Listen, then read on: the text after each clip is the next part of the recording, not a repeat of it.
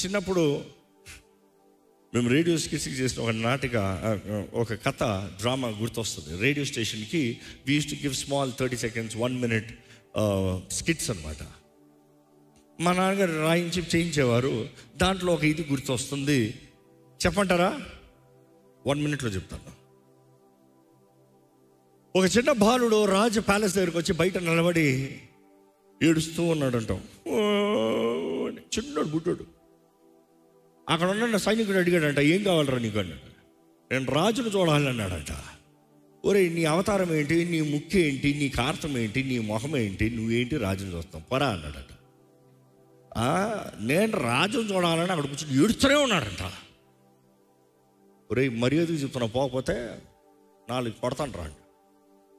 వాడు పక్కకు పోయి ఏడుస్తూ ఉన్నాడంట. అదే టైంకి రాజకుమారుడు రథం మీద టొక్క టొక్క టొక్క టొక్క టొక్క టొక్క టొక్క వస్తున్నాడంట. ఇంకో ఈ వాచ్మెన్ అంటే ఈ సెక్యూరిటీ లేకపోతే ఈ ఏమంటారు సైనికుడు తలుపులు తెరుస్తూ ఇడిగా బ్యాడ్ ఉడుస్తున్నాడంట. ఆ రాజకుమారుడు సడన్ చూసి ఆగి, ఎవడీడు,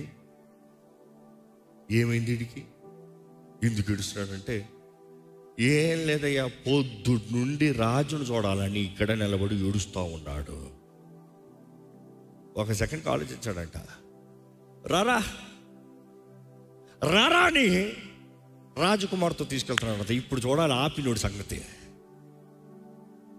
ఈ ముక్కు కార్తీ ఈ బుడ్డోడు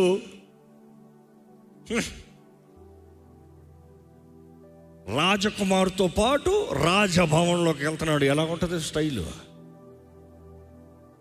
ఆ లోపలికి వెళ్ళిన తర్వాత, దిగిన తర్వాత సైనికులు మొత్తం అడ్డు పెడతారు కదా. రాజకుమారుడు వస్తే టక్ టక్ టక్ టక్ అని తెస్తా ఉంటే ఈయన వస్తాడు, ఆగంటే రాజకుమారుడు రాని అన్నాడంట. మళ్ళీ ఈయన స్టైలు, అరే ఎవడు రాపేదరంట.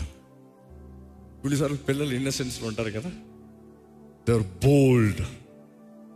నేరుగా రాజు కూర్చుని ఉన్నాడంట సింహాసనం పైన. కుమారుడు వచ్చి నానా అని వచ్చిన వెంటనే పక్కన ఈడు ఉన్నాడు. ఎవడు ఈడు అని అడిగాడంట. ఏం లేదన్నా, పొద్దున్నుండి నిన్ను చూడాలని బయట కూర్చొని ఏడుస్తూ ఉన్నాడంట. నేను వచ్చేటప్పుడు ఇంకా గట్టిగా ఏడుస్తావంటే, సరే చూస్తాడు కదా అని తీసుకొచ్చాను. నీ పేరేంట్రా అని అడిగాడంట. నా పేరు రాజ్ అన్నాడట. ఇక్కడ డ్రామాలో నేనే రాజ్. బట్ దెన్ ఏం కావాలి నీకు అని అడిగారంట. ఇట్లే చూస్తున్నాడంట. ఏం కావాలి నీకు?